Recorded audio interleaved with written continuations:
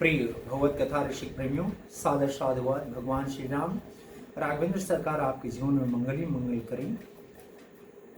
आइए आज की कथा प्रारंभ करते हैं, लेकिन इसके पहले थोड़ा सा 2 लाइन का मंगलाचरण।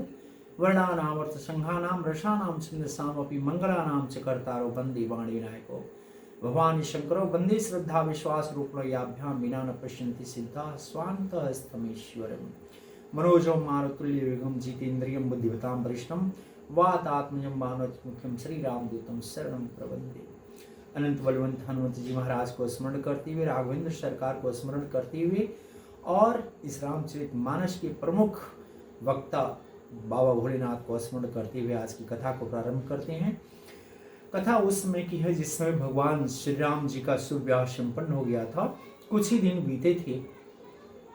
महाराज दशरथ जी को अब अपना चौथापन याद आ रहा था और उन्हें अब ये लग रहा था कि वो राज्य के कार्यभार को आसानी से संपन्न नहीं कर सकते, संपादित नहीं कर सकते। तो उन्होंने अपने मंत्रियों से मंत्रणा ली और सारे मंत्रियों से मंत्रणा लेने के बाद वे इस निष्कर्ष पर पहुंचे कि भगवान श्री राम का राज्याभिषेक कर दिया जाना चाहिए और महाराज अपने वानप्रस्थ की तरफ प्रस्थान करें।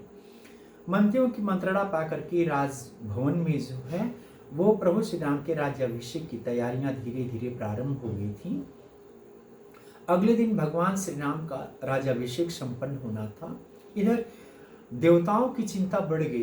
देवताओं की चिंता इस कारण से बढ़ गई कि देवताओं ने ये सोचा कि भगवान श्री राम का इस धरती पर अवतार की जिस हेतु हुआ है, लग रहा है कि वो हेतु जो है, जिस हेतु के सेतु ये बन करके आए हैं, वो हेतु के सेतु का कार्य ये संपन्न नहीं कर पाएंगे। ये तो भगवान का राज्याभिषेक हो जाएगा, तो जो मही का भार हरण करने के लिए, पृथ्वी का भार हरण करने के लिए जो इन्होंने जन्म लिया है, वो अपने लक्ष्य से दूर हो जाएंगे। इसलिए देवताओं ने कैकेयी की जो दासी थी मंथरा जी, जो रानी कैकेयी जी थी, मजली रानी, उनकी दासी का नाम था मंथरा। मंथरा की मति को देवताओं ने मिल करके फेरा सरस्वती जी को प्रेरित करके, और सरस्वती जी की प्रेरणा से मंथरा की बुद्धि बदली और मंथरा ने माँ कैकेयी को भटकाना शुरू किया। प्रारंभ में कैकेयी माँ भरत जी में और राम जी में कोई अंतर नहीं देखती हैं। जिस समय मंथरा उन्हें बहकाती हैं, अपने दक्षता में, अपने वाक्पटुता में उन्हें परास्त करना चाहती हैं, उस समय माँ कैकेयी विभिन्न प्रकार के उदाहरण देती हैं कि मुझे राम और भरत में कोई अंतर स्पष्ट नहीं होता, दोनों मेरी 2 आंखों के समान है, दोनों वो मेरी भुजाओं के समान है, दोनों 2 शाखाओं के समान है। राम और भरत में मुझे कोई अंतर ही नहीं है। अगर भरत राम सा प्यारा है तो राम भरत सा प्यारा है, एक आंखों का प्यारा है तो एक गोदी का दुलारा है। इस तरह से दृष्टांत देकर के माँ कैकेयी मंथरा को समझाती हैं। लेकिन मंथरा समझाती हैं कि रानी, तुम्हें समझ में नहीं आ रही मेरी बात, जो मैं तुम्हें समझाना चाह रही हूँ। तुमने सुना है इस दुनिया में अपना अपना ही होता है, गैर गैर ही होता है।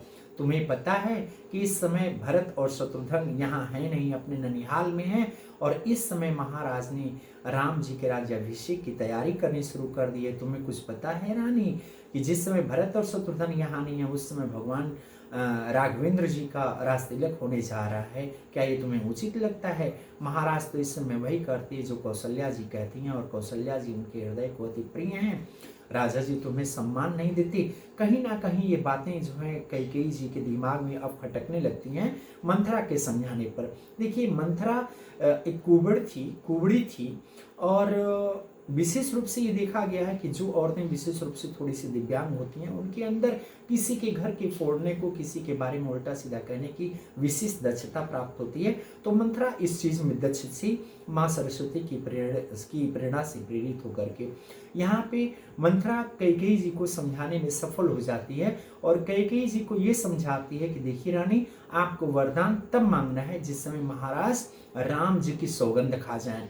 जब तक वो राम जी की सौगंध नहीं खाते तब तक आपको ये अपने दोनों वरदान नहीं मांगने हैं, क्योंकि हो सकता है कि आपके ये वरदान उनको हृदय की अंतरतम गहराइयों तक उन्हें स्पर्श कर ले और वो अपनी बात से मुकर जाएं। इसलिए मंथरा जी समझाते हैं कि हे रानी, आपको अपने दोनों वरदान उस समय मांगने हैं जिस समय चक्रवर्ती सम्राट जी राघवेंद्र जी की यानी राम जी की सौगंध खा लें।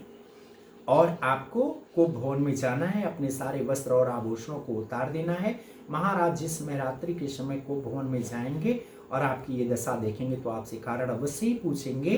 तो आप बता दीजिएगा कि देवासुर संग्राम में जो 2 वरदान महाराज ने आपको देने के लिए कहा था, तो बताइएगा महाराज को कि ये दोनों वरदान आज मुझे चाहिए। इसलिए मैंने दोनों वरदान आपके ऊपर छोड़े थे कि जब उचित समय मिलेगा उस समय मैं मांगूंगी। तो आज मुझे दोनों वरदान चाहिए। लेकिन मंत्रा समझाती कि रानी सावधान, ये वरदान आपको तब मांगना है जिस समय महाराज राम जी की सौगंध खा जाए।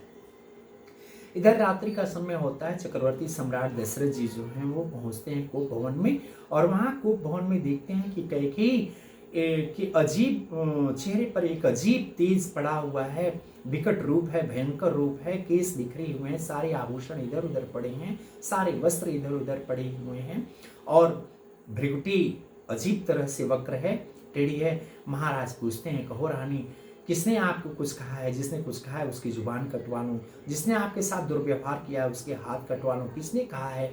अगर किसी ने कुछ कहा है तो मैं उसको उचित दंड दूंगा। रानी, आप इस तरह से क्यों पड़ी हैं? आपको पता है अगले दिन आपके सबसे प्यारे पुत्र राम का राज्याभिषेक होने वाला है। रानी कुछ नहीं बोलती हैं, कैकेयी जी कुछ नहीं बोलती। महाराज और विकल होते हैं, बोलते हैं कि बोलिए रानी, क्या आपको किसी ने कुछ कहा है? आप बोलती क्यों नहीं? क्या बात है? किसने आपको डराया धमकाया है? अंत में कैकेयी जो हैं वो बोल पड़ती हैं कि मैं आपकी कौन होती हूँ, आप हमारे पास क्यों आए हैं? आपकी तो सबसे प्राण प्यारी कौशल्या जी हैं, आप तो दिखावे का मुझसे प्रेम करते हैं। महाराज समझाते कि नहीं कैकेयी जी, मुझे तो सारी रानियां समान रूप से प्रिय हैं, आप ऐसा क्यों कह रही हैं? तो कैकेयी जी बताती हैं कि आप राम जी का राज्याभिषेक उस समय कर रहे हैं जिसमें मेरे दोनों पुत्र ननिहाल में हैं, तो ये क्या आपको उचित लगता है? और अंततः कैकेयी जी दशरथ जी को प्रेरित करती हैं कि सुनिए, मुझे इस समय मेरे दोनों वरदान मुझे चाहिए जो देवासुर संग्राम में मैंने आपसे मांगा था और आपने वचन दिया था, वो मुझे दोनों वरदान चाहिए। महाराज बहुत समझाते बुझाते हैं, कहते हैं और अंततः कहते हैं कि मांगो रानी, जो कुछ तुम्हें चाहिए मांगो। तो रानी जी प्रेरित करते हैं कि मैं अपने दोनों वरदान तब तक नहीं मांगूंगी जब तक आप राम जी की सौगंध नहीं खा जाते हैं। इधर दशरथ जी व्याकुल हो जाते हैं, करें तो क्या करें, स्त्रियों का क्रिया चरित्र बहुत ही जटिल होता है, मुश्किल होता है। अंततः महाराज राम जी की सौगंध खा लेते हैं। जैसे ही दशरथ जी राम जी की सौगंध खा लेते हैं, वैसे ही मानो शेरनी अपने शिकार पर आक्रमण कर दे, वैसे ही कैकेयी जी जो हैं वो टूट पड़ती हैं महाराज के ऊपर और बोलती हैं कि देखिए, मुझे पहले वरदान में भरत को राज्याभिषेक चाहिए और राम को 14 वर्षों का वनवास। महाराज बोलते हैं कि रानी, जो पहला वरदान आपने माना है वो तो मुझे कष्ट नहीं दिया, लेकिन दूसरा वरदान जो आपने 14 वर्षों का वनवास मांगा है, ये जरा एक बार पुनः विचार कर लीजिए। रानी कहती है कि नहीं, आप बार बार यही कहते हैं कि रघुकुल रीति सदा चली आई, प्राण जाए पर वचन न जाए, और कहते हैं कि शिव दधीच हरिचंद नरीशा, सहे धर्महित कठिन कलिशा। आप अपने आप को शिव दधीच हरिचंद के खानदान का मानते हैं, उनके वंशज आप अपने आप को मानते हैं, सत्यवादी हरिश्चंद्र का वंशज अपने आप को कहते हैं, और कहते हैं कि रघुकुल की रीत सदा चली आई, कि प्राण जाए पर वचन न जाए। तो महाराज ये कैसी अड़चन, कैसी विपदा आपको है? मैंने जो दोनों वरदान मांग ली हैं उनको मैं अब टालने वाली नहीं हूँ। महाराज बड़ा समझाते हैं कि रानी, मांग तो तुमने लिया सही बात है, लेकिन तुम अपनी मांग के साथ साथ अपनी मांग को भी धुलवा लोगी, यानी अपने इस जो याचना तुमने किया है उस पर एक बार फिर विचार कर लीजिए। लेकिन रानी जी तैयार नहीं होती हैं। अंततः महाराज घायल शेर की तरह जमीन पर पड़ जाते हैं और एवं मस्त बोल करके दोनों वरदान जो दे देते हैं। प्रातःकाल होता है जिसमें महाराज को दरबार में होना चाहिए, उसमें महाराज दरबार में नहीं पहुंचते हैं। सारे महल में जो हैं वो बधाइयां बज रही हैं, बाहर महलों में किसी को पता नहीं है कि अंदर क्या चल रहा है। बाहर खुशी का माहौल है, सारे दरबारीगण महाराज की प्रतीक्षा कर रहे होते हैं, लेकिन प्रातः काल हुए देर हो गई होती है, उस समय भी महाराज का पता नहीं चलता है बाहर। अंततः सभी दरबारी आपस में मंत्रणा करके सुमंत जी को भेजते हैं। सुमंत जी इधर को भवन में आते हैं और महाराज को जमीन पर घायल शेर की तरह पड़े हुए देख करके और कैकेयी जी को सिंघनी की भांति देख करके विचलित हो जाते हैं। जानना चाहते हैं कारण, लेकिन वहाँ कैकेयी जी उन्हें कुछ भी प्रत्युत्तर नहीं देती हैं। बस इतना ही बोलती हैं कि राम को यहाँ बुलाया जाए। सुमंत जी राम जी को कोप भवन में लेकर के आते हैं। जैसे ही राम जी देखते हैं कि माँ की इस दशा को देखते हैं और पिताजी जमीन पर पड़े हुए हैं, तो इधर राघवेंद्र सरकार बहुत व्यथित होते हैं और पूछते हैं, बोल उठते हैं कि पिताजी आखिर आपको क्या हुआ है, इस तरह से क्यों पड़े हुए हैं। पिताजी के मुख से मंडल से कोई आवाज़ नहीं आती है। फिर माँ से पूछते हैं, माँ पिताजी को क्या हुआ है, पिताजी की ये हालत क्यों बनी हुई है, आखिर मुझसे कोई गलती हो गई क्या कि जो हमारे पिताजी इस तरह से जमीन पर पड़े हुए हैं। भगवान श्री राम बहुत ही व्यथित होते हैं। दृश्य हृदय विदारक दृश्य है। अपने पिताजी की इस तरह की व्यथा को देख करके भगवान राघवेंद्र सरकार बहुत व्यथित होते हैं। अंततः कैकेयी जी बताती हैं कि इसमें तुम्हारा कोई दोष नहीं है, मैंने इनसे 2 वरदान मांगे थे। पहले वरदान में भरत को राजतिलक और दूसरे में आपको 14 वर्ष का वनवास तुमको। तो भगवान श्री राम इसको सुन करके बहुत प्रसन्न होते हैं, बोलते हैं कि हे माँ हम बहुत बड़भागी हैं, हम इतने बड़े हो गए लेकिन हमारे मन में बस इतनी ही इच्छा थी कि हमें माताजी या पिताजी हमें कोई आदेश दें, हमें आदेशित किया जाए। आज तो निश्चित रूप से मेरा अहोभाग्य है, मेरा बहुत बड़ा सौभाग्य है कि मुझे हे माँ आप आदेशित कर रही हैं, मेरा अहोभाग्य है। मुझे जंगल का राज मिल रहा है, लेकिन मुझे चिंता बस इस बात की है कि क्या इसी बात को लेकर के पिताजी की ये व्यथा है, मुझे समझ नहीं आ रहा। लगता है कि इसमें मेरी कोई बहुत बड़ी गलती है। धीरे धीरे ये बात जो है महलों तक फैल जाती है। ये बात सीता जी के कानों तक पहुंचती है। सीता जी भी प्रभु श्री राम के साथ जाने के लिए व्यथित हो जाती हैं।